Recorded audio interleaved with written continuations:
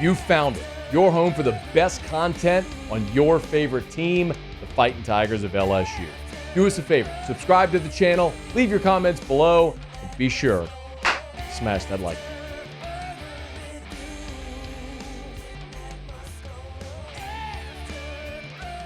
LSU is trending toward landing a commitment from the number one interior offensive lineman in America. His name is Micah DeBose. He is out of the Mobile area, former Georgia commit, decommitted, opened up his recruitment. Ohio State, Bama, LSU, Southern Cal, Auburn, everybody's in on this kid. Brad Davis went and saw him in the Mobile area. They got him on campus earlier in February. And Chad Simmons, who's a national recruiting guy for On3, now has put in his pick for DeBose to commit to LSU, and he's trending in that direction. Anna Adams, one of the national analysts from 247, has also put LSU as the crystal ball for Micah DeBose's commitment. Now, they still got to get it, and then not only have to get the commitment, but keep him through signing day and have him sign and then show up. So there's a long way to go, but they're trending in that direction, which would be another massive get on the offensive line. Again, they still have to get there and get it across the finish line. But what continues to be evident is the job that Brad Davis and Brian Kelly are doing building this offensive line, the unit, and they've done since Brian Kelly showed up on campus.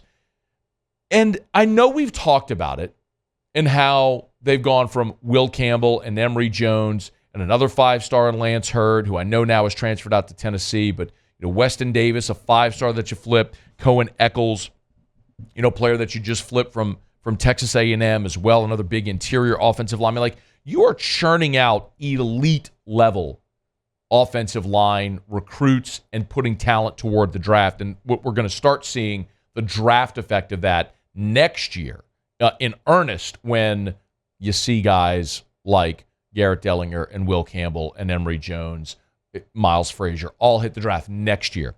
But I wanted to give you some context. LSU historically just has not produced a ton of offensive linemen in the draft.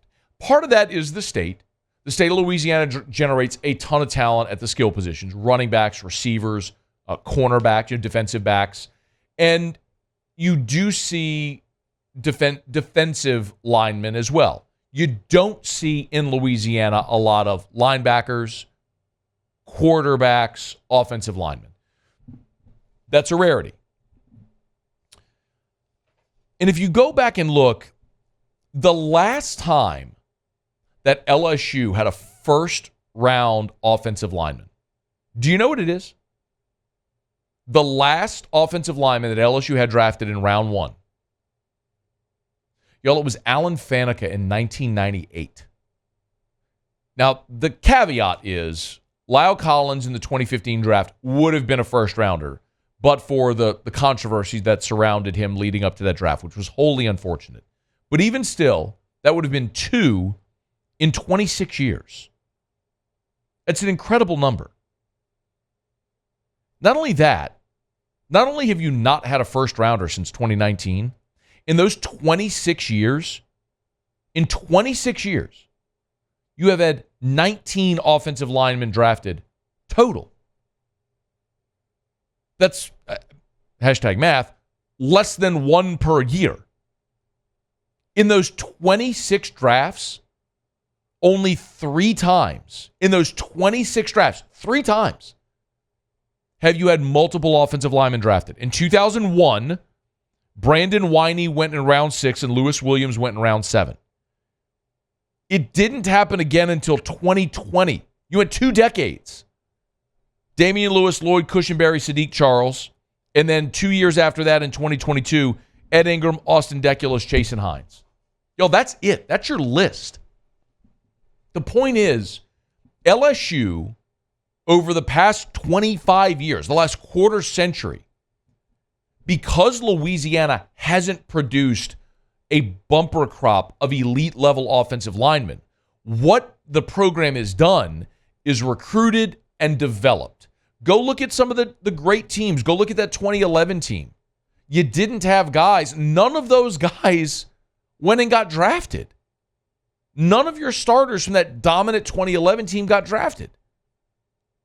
But you had guys that came into the program, developed, stayed, and played together as a cohesive unit. But you did, and it's allowed LSU to win a lot of games.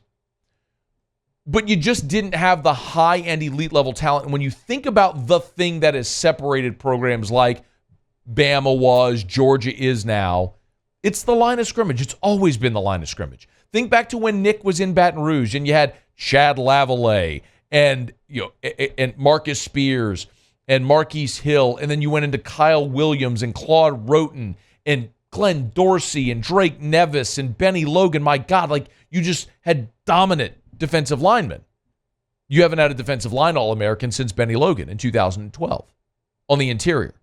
So you've got to be able to recruit the highest level talent to get back to that. And that's what you're seeing with Brian Kelly, Will Campbell, Emory Jones, DJ Chester, of course, Lance Hurd, who's transferred out, but still is a 5-star you got here. Weston Davis, Cohen Eccles. Now look at what you're building for next year's class already. It's not just bodies that you're bringing in to develop. It's blue chip talent that you haven't seen in this program ever. It's massively impressive what Brad Davis and Brian Kelly are building on that offensive line because, again, it's not just good players that you're getting to stay and develop. It's elite blue chip talent, and you're getting bunches of it every year, which is going to make that a dominant unit. And if your offensive line is great, you can run the football, protect your quarterback, it's going to make the engine of your offense go. You don't need me to explain the importance of an offensive line like you're listening to a sports talk show. You get it.